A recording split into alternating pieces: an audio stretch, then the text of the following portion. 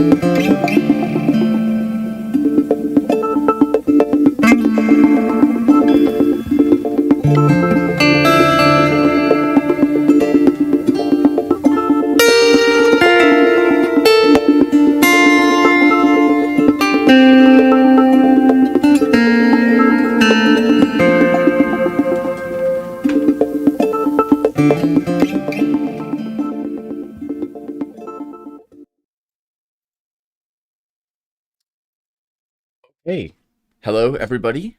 Thanks for tuning in and welcome to the September 2021 Complexity Weekend Heartbeat.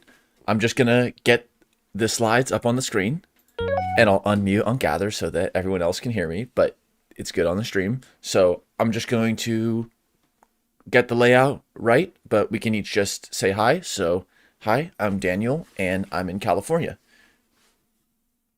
And I'll pass to Shirley first.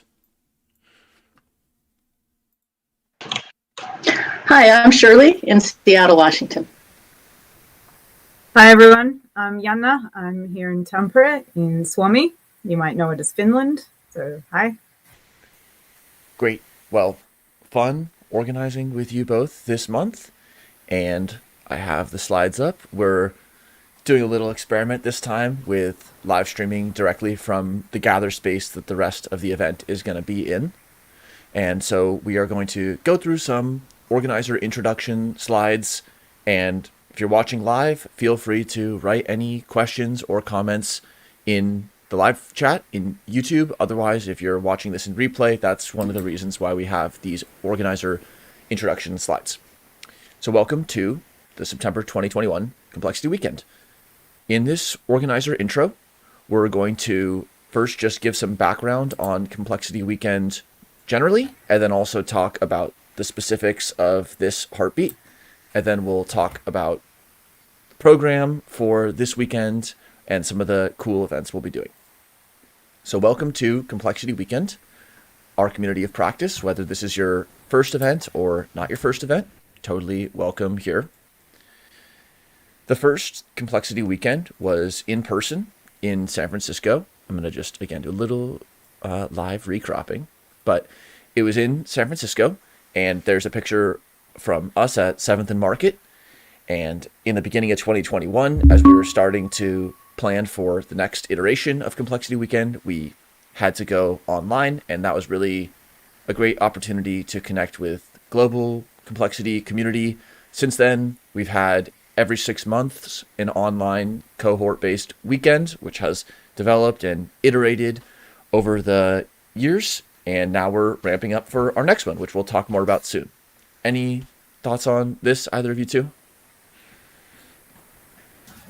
No, not yet, but maybe we can just Yes. Cool. Continue. Yeah.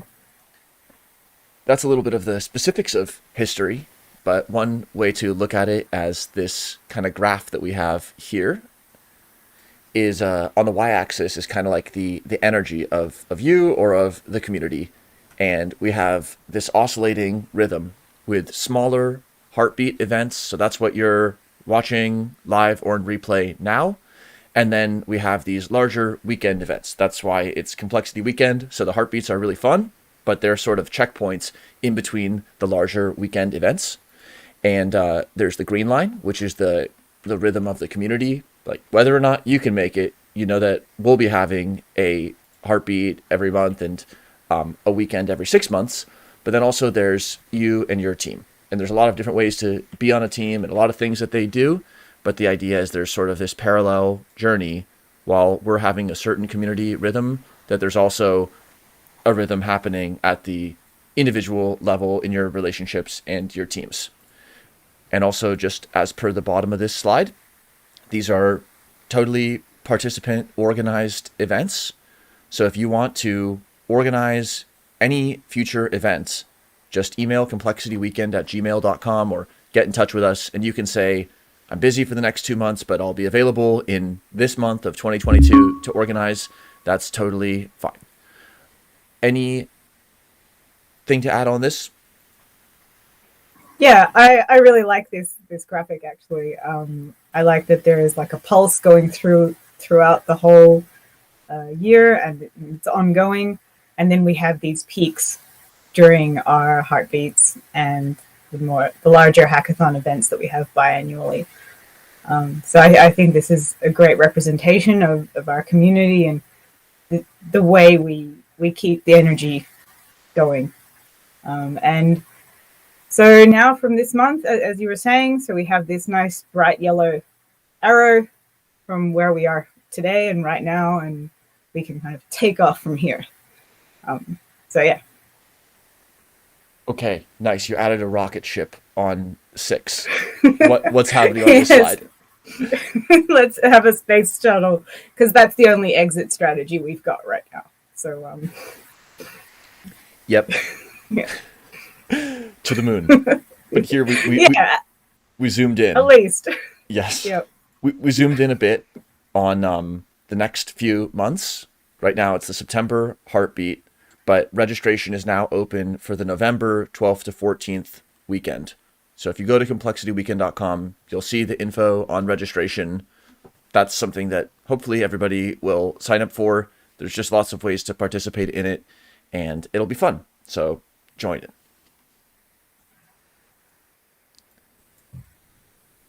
Any other thoughts, or do you want to go for 7? Just sign up for the November big weekend that we've got coming up. Okay, let's go to 7.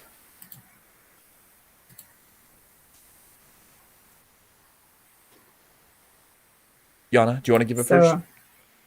Yeah, I can kind of, yep. I can go on with this. So this is a kind of overall view of the way Complexity Weekend kind of is set up. We have these monthly heartbeats, which we have like right now, and that's keeping us going, and it's an entry point. So there is a few entry points with the Complexity Weekend global community, and this is one of them that you can sign up every month and join us on these weekends. We also have the Keybase, where we just kind of keep in touch with each other and share ideas and links, and keep the conversation going. And then twice a year we have these bigger events like the one coming up in November.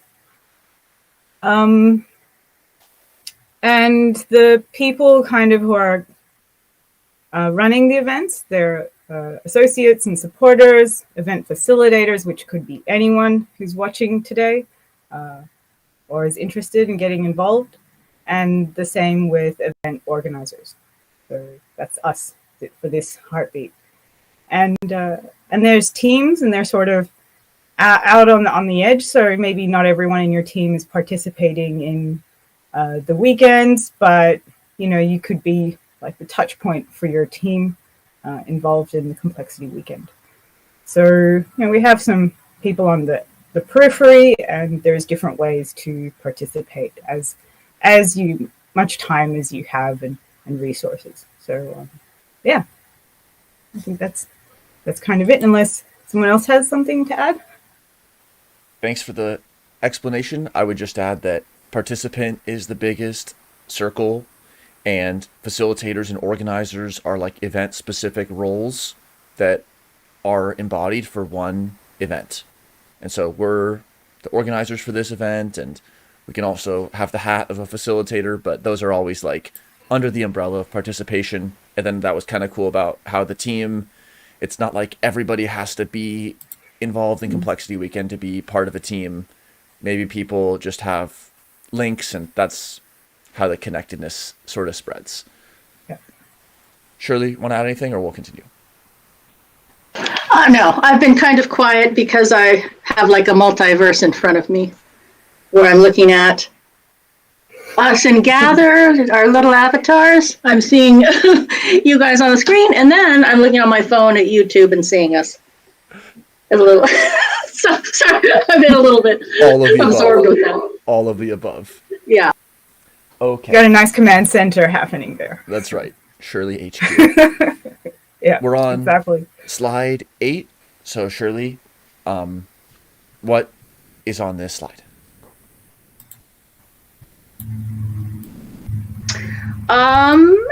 Will it advance? Yes, because it's not. YouTube's going to be a few seconds lag, but it's on the right slide. Okay. Here we go.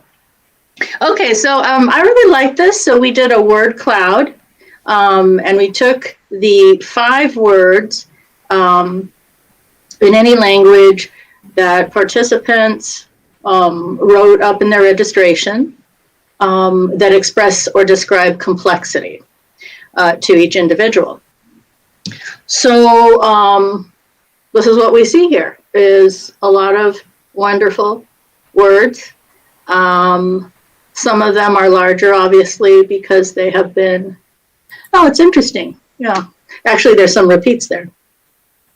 But this gives us a little visualization of some of the thoughts about complexity the people have expressed who are participating today or this weekend. It reminds me so much of complexity. There's just a million words where each person was the only person who shared it, as well as a few words that are larger, like feedback, emergent, and emergence. And that represents some of the core concepts of complexity that do link us to the past and often are kind of shared vocabulary for the complexity community. And then one fun quirk of the layout, there's chaos on both sides with a capital C and a lowercase c. So it's like even within the same term, there's going to be different ways that people approach it. So chaos, as well as, of course, other terms. So it's like there's multiple levels at which people have their own perspective on complexity, but it can make something that's coherent together. Okay, I advanced to 9. So this is about the global participation. Shirley?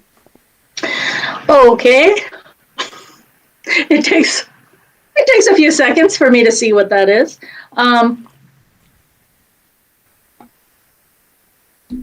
Well, I'm still not seeing it. Hold on. Okay, okay. Here we go. Yeah. Oh, okay. Yeah. Sorry. So yes, this is a diagram of the May Complexity Weekend event, where we had a couple of hundred people participate from all over the world, and there's just a nice little graph of the different countries represented by the participants and facilitators as well. So over 50 countries represented, and we're always looking for more participation, more diversity. So if people want to reach out, especially in those areas that are narrow bands on this graph, be wonderful. And yes, as someone has already said, Yana said, mentioned the registration for November weekend is now open as well. Thanks. This is a good time to do it. And so that's one of the important axes or measures or types of diversities in the community. And then advancing to 10 and just describing it while Shirley's YouTube catches up. Here is information from this September Heartbeat, where we asked, what describes your level of familiarity with complexity or complexity science? This could be about learning or applying. And we see this distribution here. So what does this speak to you, Shirley? Well, I think it's interesting because I am not sure, but I feel like we haven't had the two hump, so to speak, graph. I don't know. Maybe Daniel, you can correct me. But it is interesting that there are these, a lot of participants are self-assessing themselves as being kind of beginners, right? And this is actually for the Heartbeat this weekend, of course. And then we have quite a few people distributed, six and above, I guess you could say. And a small number of people kind of right there in the middle. So interesting distribution. Agreed. We could definitely look back maybe and compare across cohorts and across events, but just know that if you're new to complexity, whatever that means to you, we totally understand and keep that in mind. Designed for everybody, and there's many others who are also just starting to learn and explore complexity. So wherever people are coming from, that's the right spot. Well, what brings us together? Do you want me to read it, Shirley? Or you? Okay, so just to read it, and then Shirley can give a thought. We have a shared purpose and interest in complexity science. We have a desire to have impact on co-creative teams and to improve our community of practice through feedback, participation, and peer mentorship. And we share core values and the desire to develop a community. Yes, definitely. These are common attributes of people who are here. They come in and out, and we welcome participation as people wish, when they wish, how they wish, as well. So these are some core values that bring us together. And then we bring so much of ourselves, our uniqueness, and other attributes to the table, into the mix, so to speak. Yana, want to add anything there? I wanted to just quickly also say about the slide before, the fact that no one claims that they know everything about complexity. I really like that about our community. So that we're all kind of learning to be uncomfortably comfortable with not knowing. So I think that's one of the things I really like about what we do here and the conversations we have. And we're all coming from a space of ambiguity and uncertainty. Good point. Reading even a little bit about any of those keywords, you'd see that there's hundreds of years of reading on one of those key terms, and you wouldn't have even scratched the surface of how to apply and how to teach and communicate. So there's just a lot to learn. I'll just add that I think that's one of the key reasons why I'm here, and even before I discovered this community, was this feeling of uncertainty and kind of anxiety at times. I think kind of a unsettled feeling, and trying to seek some settled feelings, some groundedness. But I found that actually accepting the uncertainty and rolling with it has been really liberating for me. And that's like a real epiphany for me, because a few years ago I was just like, oh my God, If we had to wait until we understood fractals or chaos or feedback, if we had to wait until we fully understood, we'd be waiting a long time. Yeah. Our collective purpose, I'll read them and then Shirley can give it a thought. So we learn complexity science by doing, we serve through deep time, and we include to innovate. Diversity is key. Yes. These are a lot of great. I like that this document is also, because it lives in a document as well, that it's available for people to, examine and also to comment on. So I'm just saying that because I just had somebody, a colleague, a friend in Australia, message me and said, I was looking at the purpose document and I was like, I saw you made a lot of comments. So fun. Agreed. It's really powerful to see how it can change, and each organizer's group we template over the previous event of that type, either the weekend or the heartbeat, and then we modify. Sometimes the situations change and people have different insights, so we just keep on incrementing and modifying. Okay, our core values. And then anyone can give a thought. So complexity weekend is itself a complex system. Education is active. We learn complexity science by doing. Teamwork makes the dream work. Participation means accessibility and inclusion for all. Respect is key. Step up and be brave. Either of you want to add something on one of them?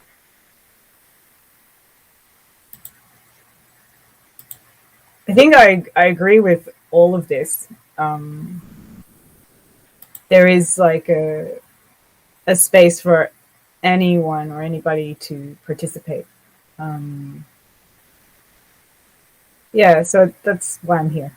Like I feel the membrane, if we could call it that, of the community allows a lot of pass through. So anyone can kind of come and go, and there's space for anyone to do that.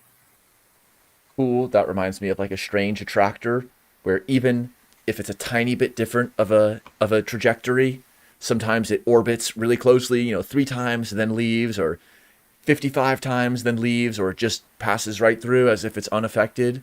So yeah, what is the area or the domain that helps us talk about that? It's complexity.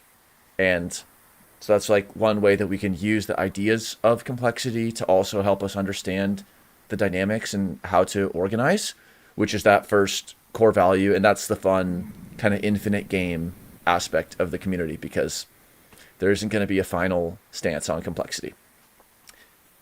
Last piece here are participation guidelines. So we encourage individuals to adopt a complexity thinking mindset, that communication is key, relationships and teams. So the one-on-one aspect of relationships, as well as the sort of individual to group aspect with teams and teams of teams.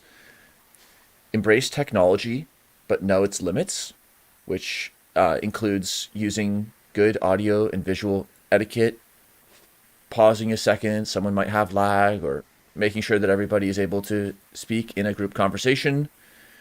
We welcome full participation and appreciate diverse abilities. So whatever your time availability or whatever you need to make it work for you, that's going to be fine. And then reach out on the edges and stay involved. Anything to add on any of these? I like that last one, like reach out on the edges.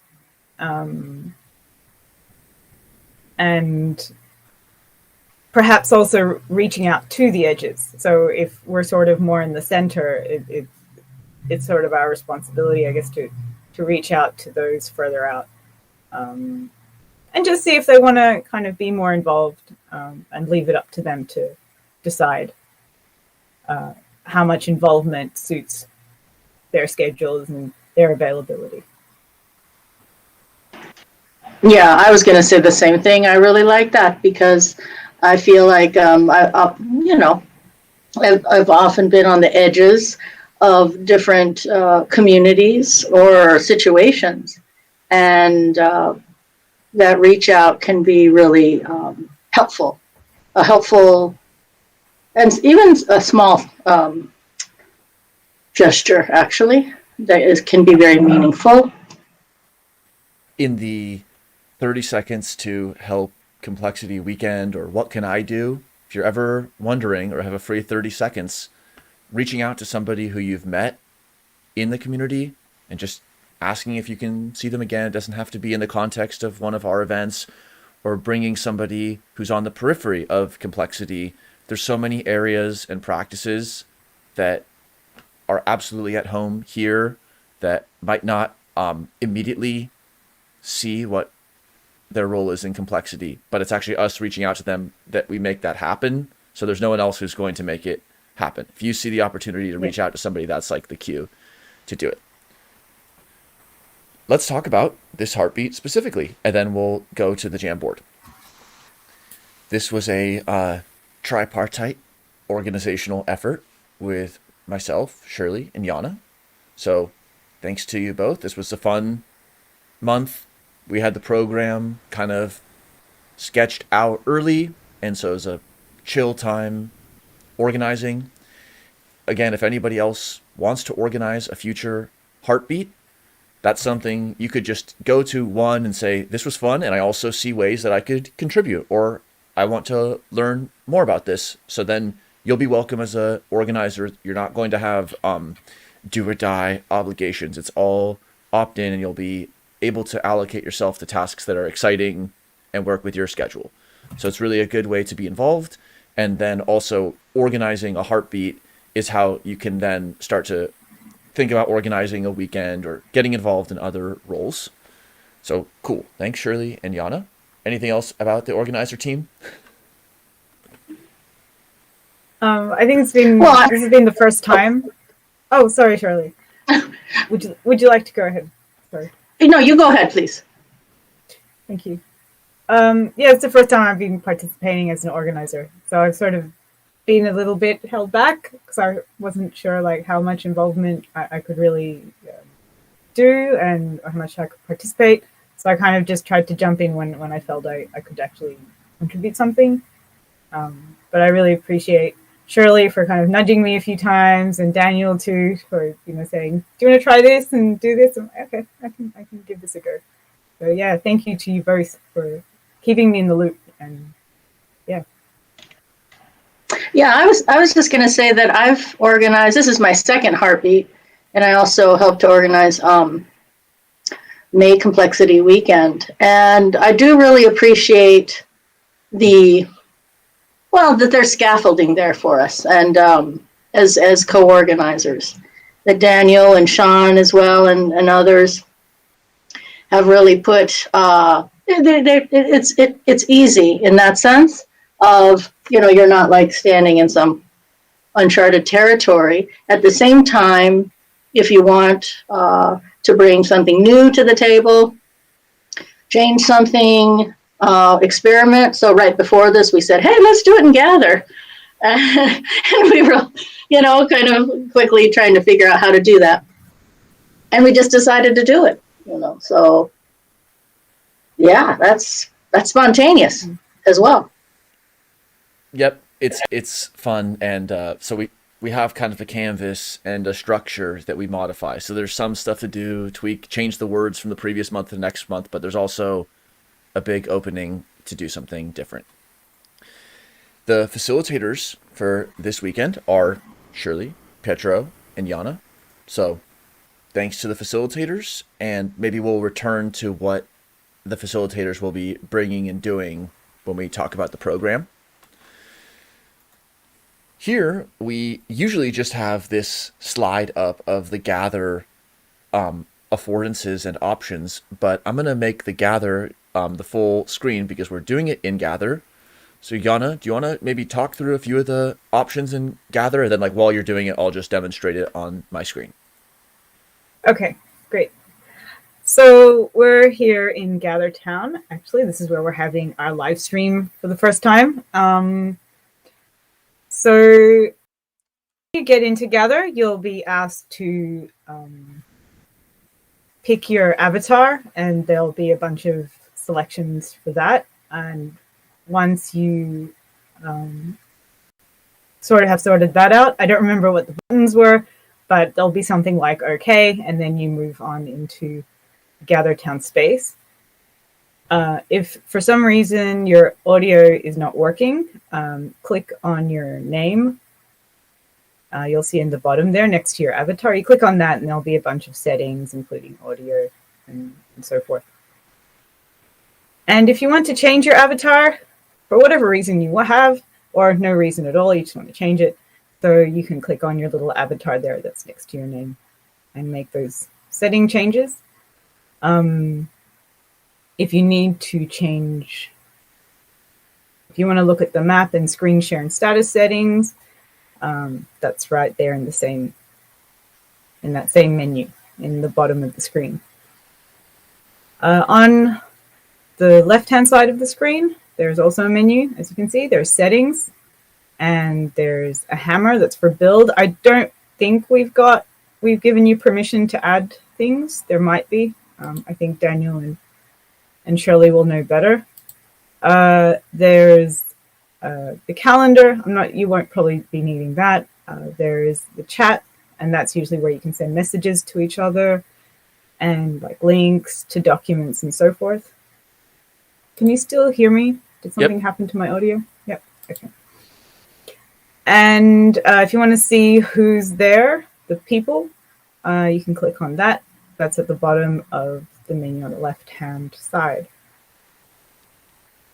Yeah, and if you can't find someone, click on people and then select the person you want to find, and you can click on locate them on the map, and then there'll be like a little line that helps you track where they are. So if you want to find a friend, or you want to find someone on Keybase that you want to talk to, you can use that function. And then the last thing to point out, on the bottom right-hand corner, there's the mute button and video on and off. You can see, and it goes red, if I remember correct. Yeah, it goes red with a stroke through the audio or the camera when it's off. And that's how you know when your sound's off or on. And that's kind of it for GatherTown. If you've got questions, you can email the team at complexityweekend@gmail.com, or you can hit us up in Keybase. Let me quickly check which channel. Tech support. So just jump to the tech support channel in Keybase and you'll get some help. Nice. Fun. That's Gather, and just jump in. That's the best way to see how to do it. Now we have the program up. So right now we are in the live stream on the very top of the Saturday sessions. We're going to go to a Jamboard for the last half hour of the live stream, and then we will adjourn to Gather, and the link is in the calendar event, or it's the Gather atrium if you've been there before. We'll have one-on-one sessions, so those are just opportunities for two people to be randomly assorted and have an unstructured conversation. These are really awesome. And then we're going to have an emergent world building session. And then at 3:30 Pacific, we'll have some spotlight talks if anyone is around. On Sunday, we're going to hang out and gather before the official start, and then we're going to start with another one-on-one session. We'll then have the Be Very Sensible session, the crowdmeter.app session, and then another spotlight talk session. So Yana and or Shirley, what one of the sessions will you be facilitating, or what's one that you can say something about?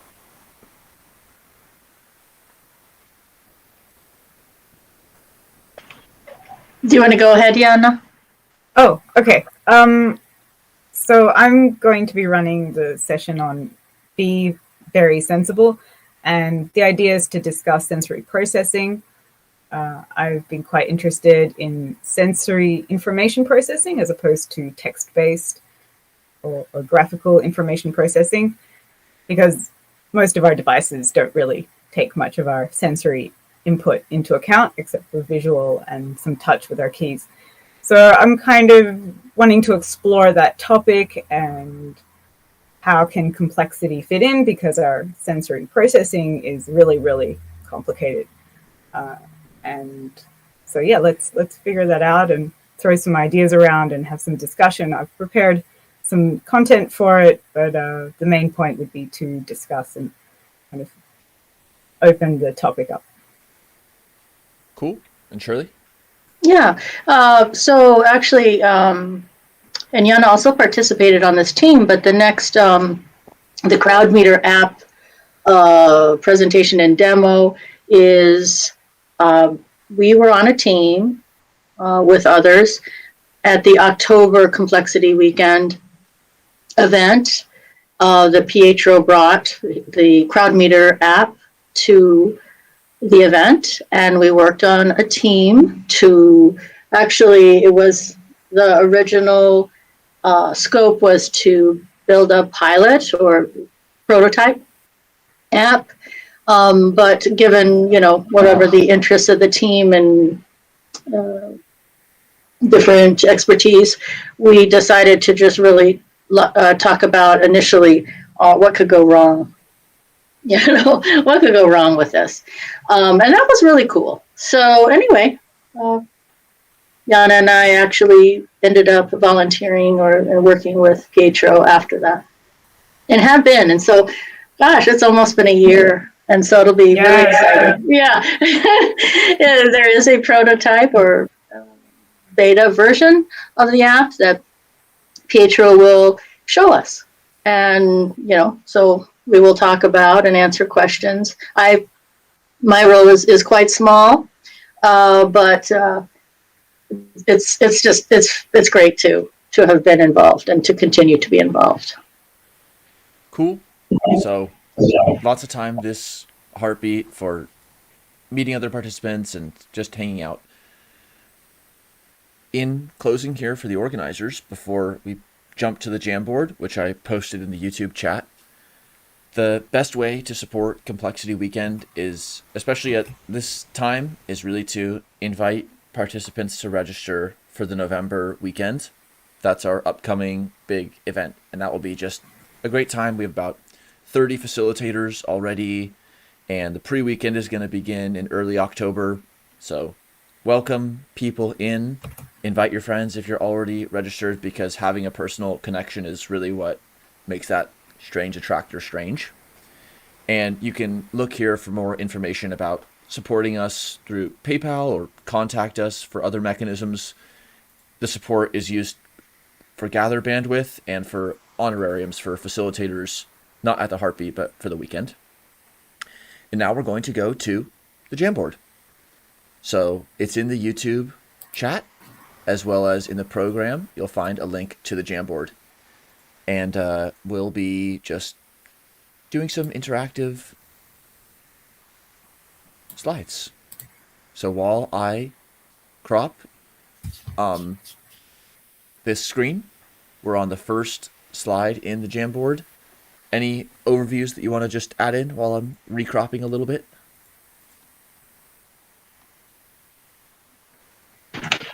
Well, I'll just say this is meant to be interactive, so please join in.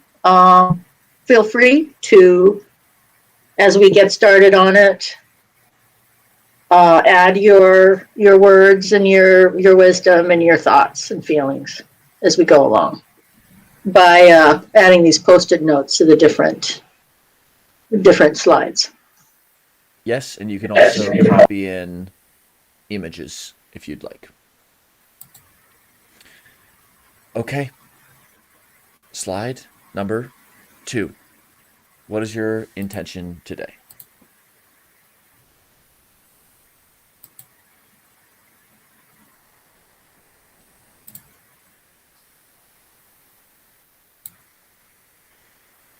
I'll start by maybe adding a post-it. I think this one is going to be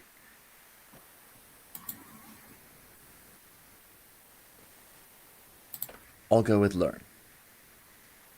And then we'll see which other post-its join in. But any thoughts on this, or what is important about asking about intention early on in this process?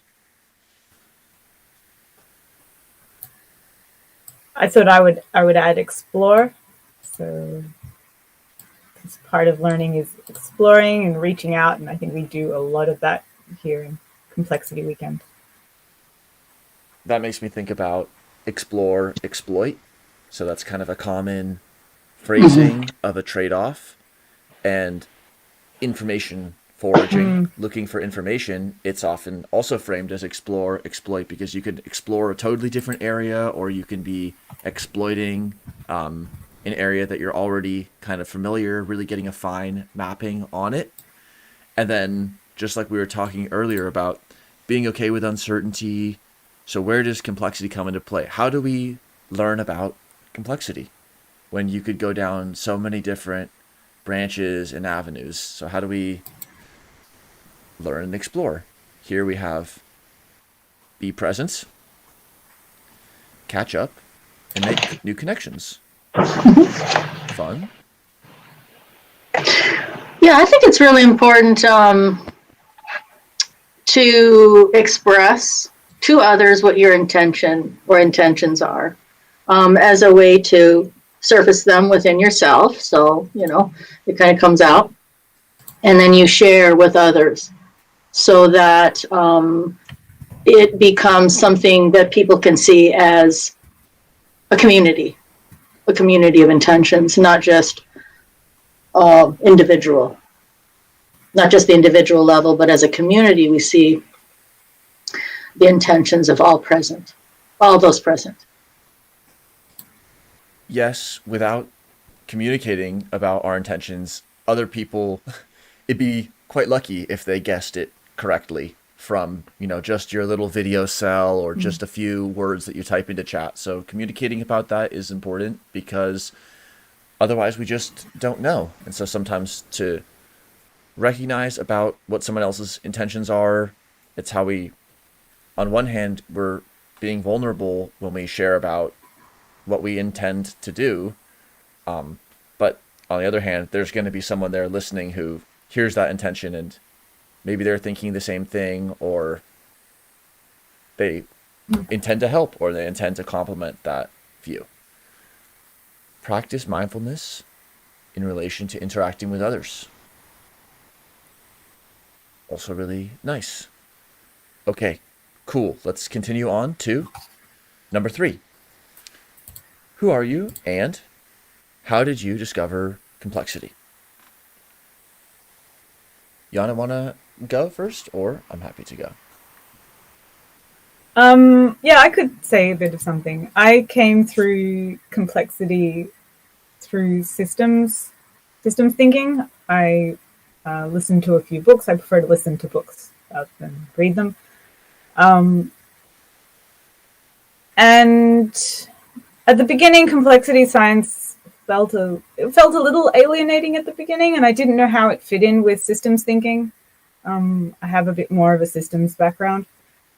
But little by little, I began to see how they integrate, and there's a lot of overlap. So I don't know if overlap is the best term for this, but for me, it's more like they're intermingled, perhaps, just like the mishmash of threads and yarn in the slide here in the Jamboard. So we need to. So when looking at systems, you can't avoid the complexity. The systems are inherently complex, and Yeah. so that's how I got into it. Yeah, that mass of threads or whatever you want to call it, or branches, just reminds me of the thoughts that I've had or feelings of like a ball of yarn. This interconnectedness, and so it's like, how do I start like pulling the thread, and then where do I see where there's some entanglements, so that I really like that, I guess. Yeah, so that's kind of like that little mass seems to be kind of dissipating a little bit or whatever, kind of coming apart. But we also have these like tight balls too. When Carlos Gershenson has spoken about complexity, and he just does such a great job of communicating it in a way that's accessible, as well as also there's something there for people who have learned a lot. He talks about how the word comes from and is related to nexus and plexus, like your solar plexus. And so there's that interweaving and the mesh, but it's not just that we want to make it rectangular again. We don't want to just simply dissect it so that, if only the brain was arranged like city streets, then we could make sense of it. It's like, that's not going to happen. So how are we going to make sense of the nexus, not just dissect the nexus? So complexity speaks to a lot of these pieces. So let's look at how some other people discovered. I was born into a complex world. Very true. Spoon feeding from a long-toothed mentor.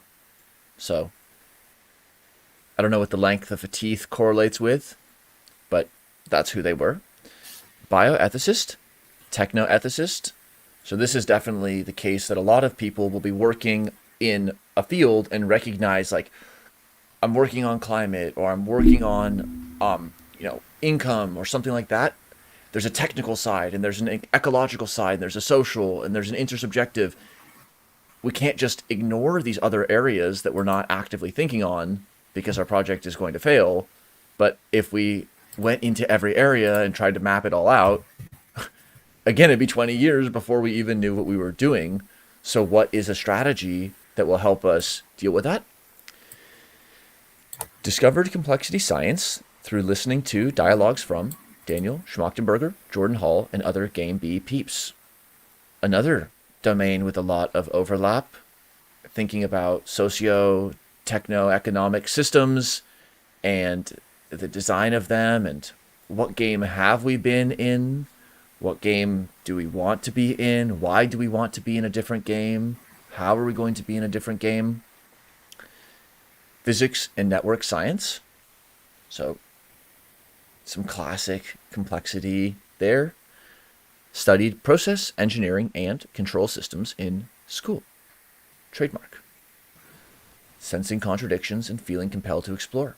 So we see a lot of the routes here from some of the technical and science and engineering and mathematical domains to the social, to just one person who can make all the difference by just kind of repeatedly, this long-toothed person who was repeatedly spoon feeding and just giving a little bit, or agreeing and amplifying. Somebody brings up a cool observation. It's like, wow, you're not the only person who's wondered about that. And some people who have wondered about the vortex, or about how those insects are making decisions as a group. Like, we work together and we talk about this together. Letting the scales fall from my eyes. Also pretty interesting. Any other thoughts, or ready to continue? Okay. This is not necessarily related to perhaps discovering complexity, but I think a big part of it is figuring out how to articulate the narrative, how to tell about what we are sensing. That's one of the key challenges, so we can convey that to other people, and have some common language between many different kinds of peoples with many different experiences. Yep. And the then what? So that sets this up well for slide 4. So go to number 4, where we have complexity, learning, and applying. And it was fun because we were going over this slide, and in the previous iteration, it had this double-headed arrow, on the flat Earth, on the x-axis, separating learning and applying. And then we had a really interesting conversation that was like, is this how we want to visualize or represent learning and applying complexity? Is it like a knob? 0 is 100% learning, and 0% the other, and then you twist it. Is it like a linear scale? Or are there other ways that we can think about or talk about learning and applying and complexity together? So it was just cool to see how that discussion recombined into the visual layout here. And then, of course, each person looking at this will also just, a word or a phrase or an experience will come to mind, and you'll put it in the right place, and then you'll inspire somebody else, because they wouldn't have had that thought unless you put the post-it note in that location. So there's just a lot of interesting dynamics just with the Jamboard. So is a Jamboard a complex system? Are we learning complexity? Are we applying complexity? And maybe it's also our experience of interacting with the Jamboard that is actually what's really complicated. Like, how are we feeling sitting here talking about complexity, and then there's this flat white screen that we need to interact with, and we need to put all those complicated and challenging feelings about our experience into something quite restrictive. So how do we navigate that? It's a yeah, Shirley. Well, there's obvious boundaries here. So like I'm looking at this screen, but then I feel compelled to actually look out this window next to me while thinking about what you're saying. But yet I keep on looking at the screen, and that brings me back to some constraints, some feelings of constraint. The interactive media is something that helps us enrich even a constrained experience. Like if you listen to a 1 hour lecture on feedback loops, in a meta way, it was just not a feedback loop. It was just being projected into you, versus a 1 hour conversation on feedback loops. Even if both people are just learning the concept, it's like, oh, we're getting it because conversation is like a feedback loop, or because when you typed a search into the query box, you got some information back, and then that modified our conversation. So whatever feedback loops are, we're kind of doing that with this interaction. And then that reminds me of the sensory processing, Jana, that you spoke about, because sometimes when people think of sensory processing in like a computer sense, it's like we're going to get the info and then we're going to filter it and compress it, and that will be the processing. But actually, we enrich our sensory experiences with what we know and across modalities of sense. And so then complexity in that way, it's like a lens that we can enrich our experiences with. So what does that speak to learning while applying? Nice. This looks like a circle or an oval.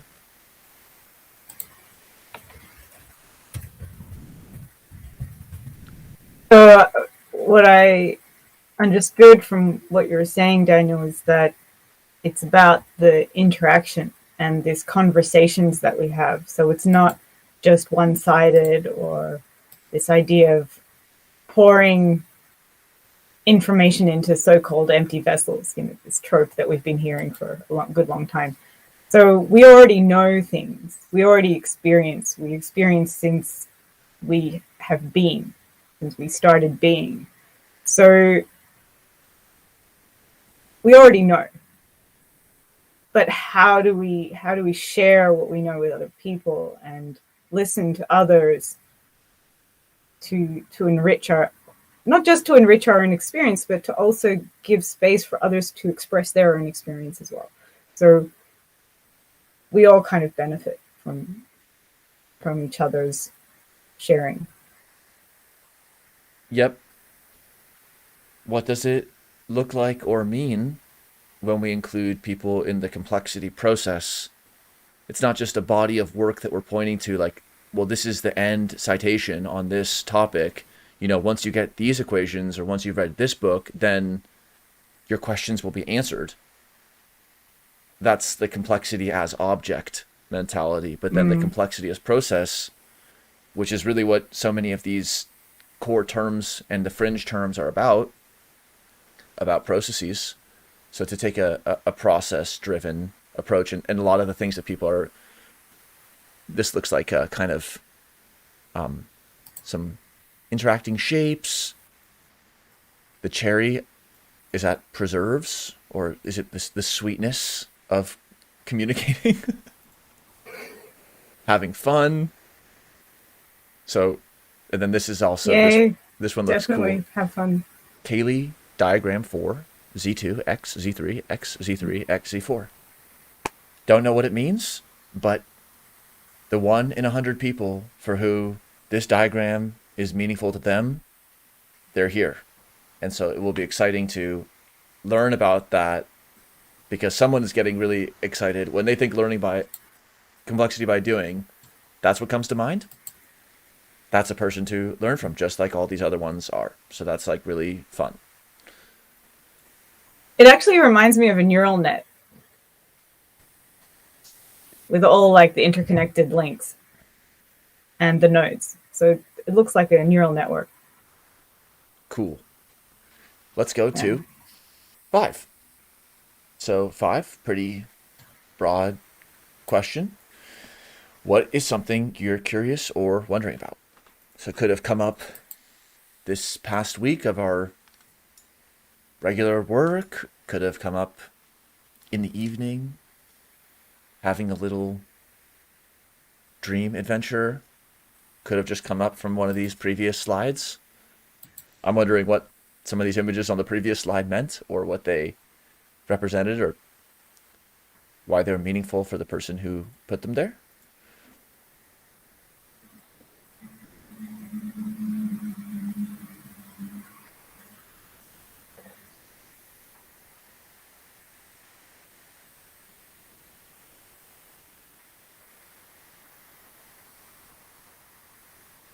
What were we curious about as organizers? What was something where we, we took the time while people are adding whatever post-it notes and images that they want.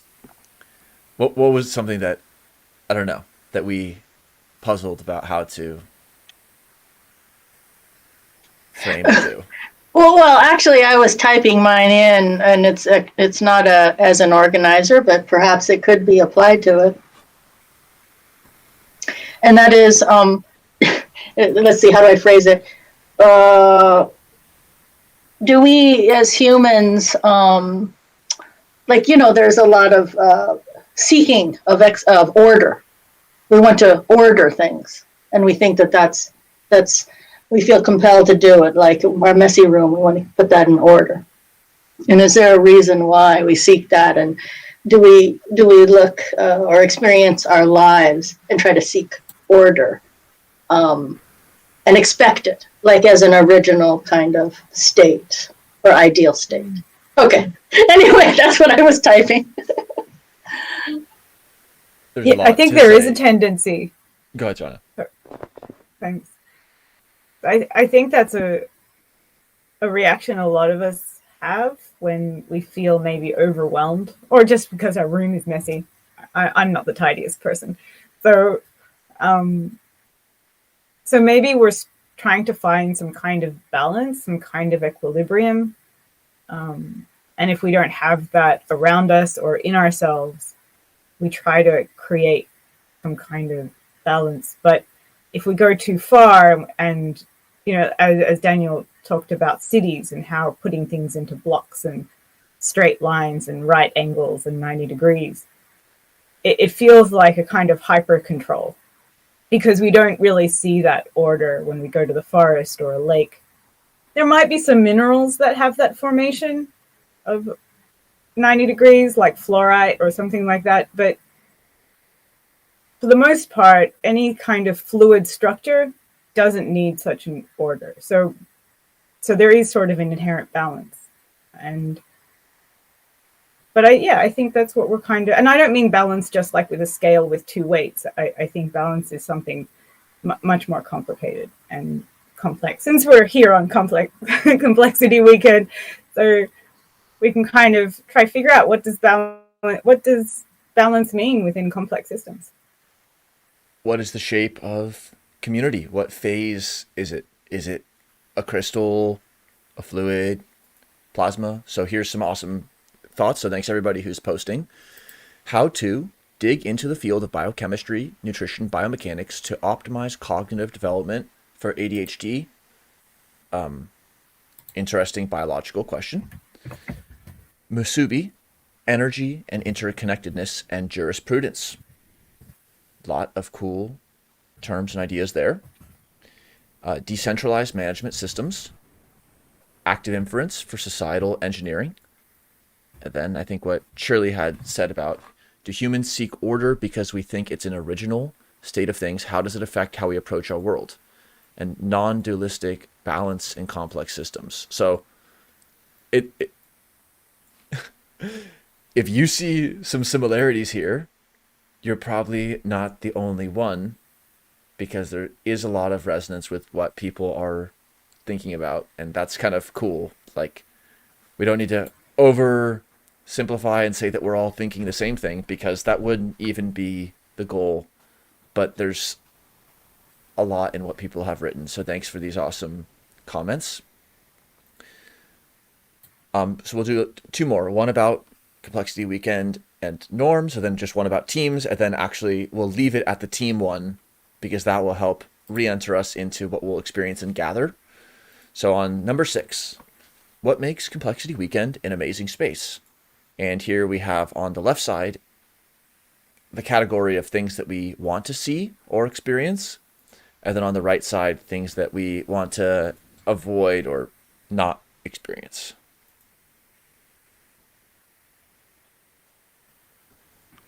I'll start with, on the left side, something that is always fun to see is a healthy mixture of people who are returning, and it's like their second or higher complexity weekend event, but also people who are new to complexity weekend and familiar with complexity, as well as totally new to both. Because those are kind of, there's many ways to partition the archetypes, but those are all really important groups of people. And so just to be able to continually inject new energies and views, totally fresh, as well as people who have seen things evolve over the years. Okay, so on the left side, being curious, empathy and compassion, being open to people, ideas, and experiences. On the right side, avoiding long lectures. Yes, the facilitated sessions, even though a lot of these people give lectures in other contexts, they're interactive. While we have synchronous time, the most special thing is to actually take advantage of that. And so we don't really do like lectures, presenters, speakers.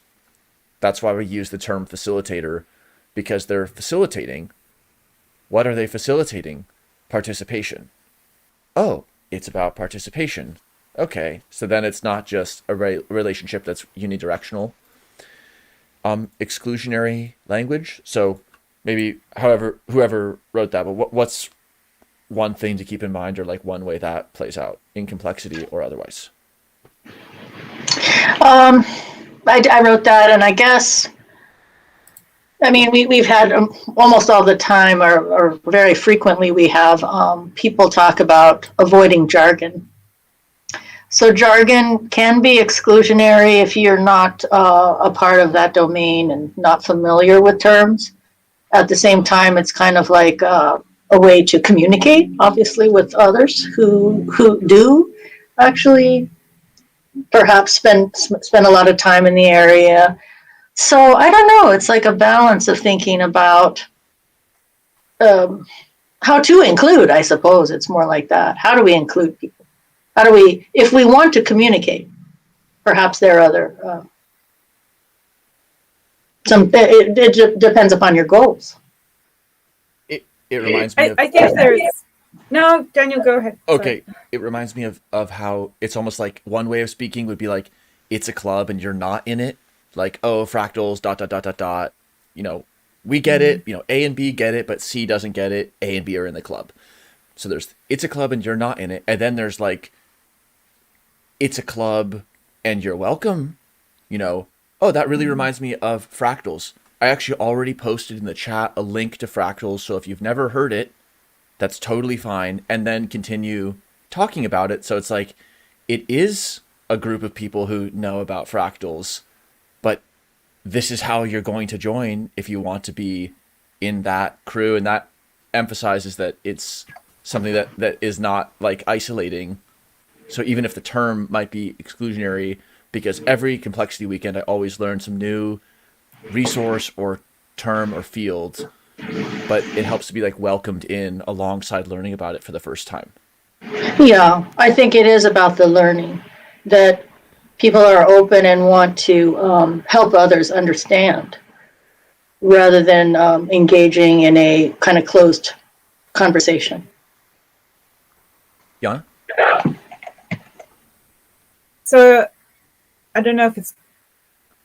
So I was kind of thinking something similar, that I don't think we should be afraid of using jargon, because when we don't use it, then the people we're talking to who are unfamiliar with the language don't get exposure.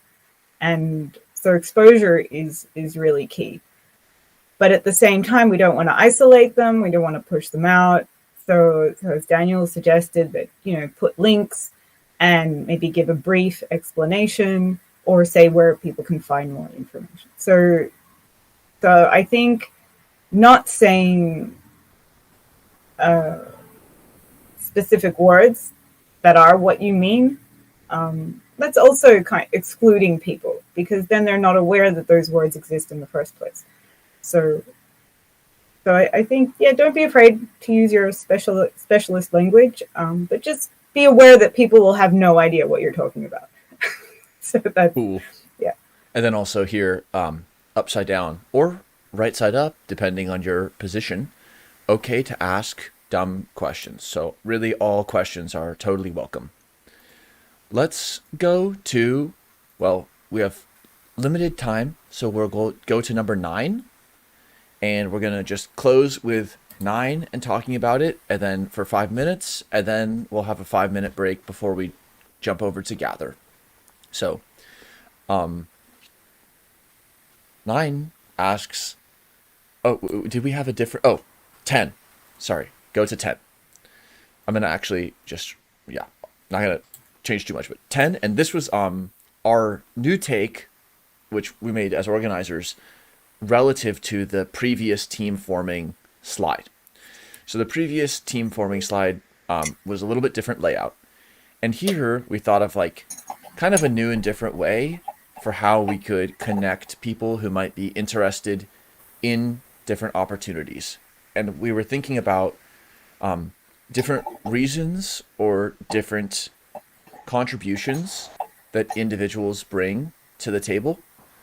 And so we thought of kind of a few modes of ways that people connect on what can be important and productive collaborations. So like on the top right, it's like, here are my interests and skills. So maybe you can say, I mean, yeah, I do data science, but that's like, it's a tool that can be applied in various contexts. So just maybe listing this here with your contact information or not. Then on the bottom right, it says our team or work could benefit from these perspectives and skill sets. So maybe somebody is looking for that skill, and then they'll post ask, and then you'll feel like that is speaking to you. And then on the left side, here are problems and or opportunities I see. So maybe you don't have the skill to by yourself take advantage of some opportunity or apply for something, but you recognize it as an opportunity, and you might nucleate a collaboration that then can make that happen. And then here are my attitudes and values, which is, it's not, here are my skills or here's what I want to do. It's like, I'm approaching this question in this way. So then that might be another way that people can connect with each other. So we'll be on here for just a few more minutes, and then we'll head over to gather. Any thoughts, or what would you add in?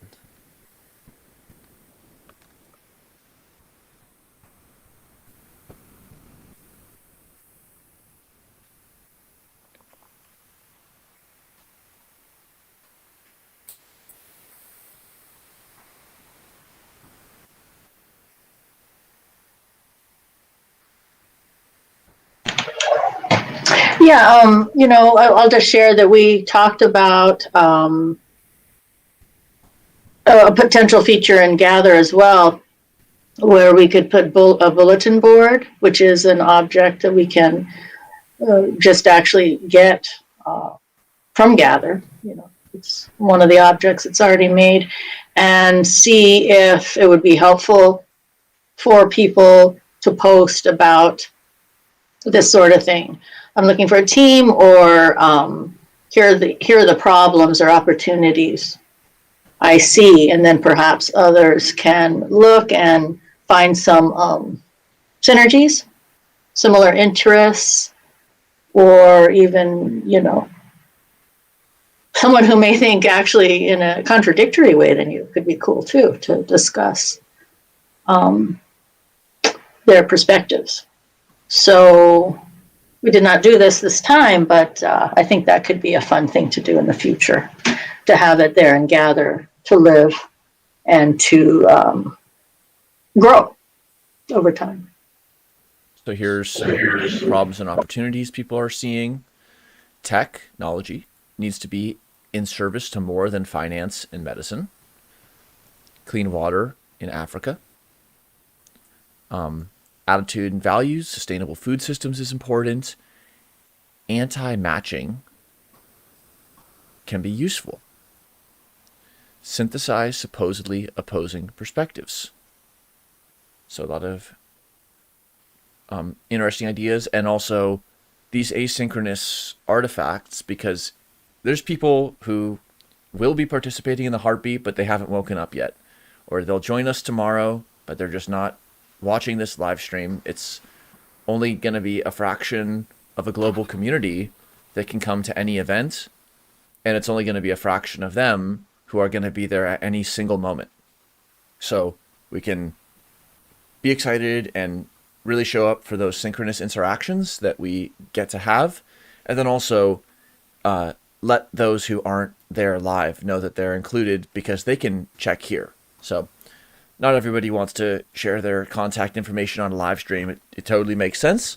So no worries about that. Feel like you have to share anything, but that's what the kind of synchronous piece is. So it's 10 after the hour. I'll just close this by saying we're collaborating online. So let's all show up and make it a healthy and happy experience for each other. That concludes the live stream. We're going to have a 5-minute break, and then we'll hop over to the Gather Atrium, which is in the program, and it is also the calendar events location. Any last comments, Yana or Shirley? I'm just looking forward to the weekend and meeting everyone, and see you in Gather. Well, come along. Thanks both, and See ya. see you everybody in Gather. Bye.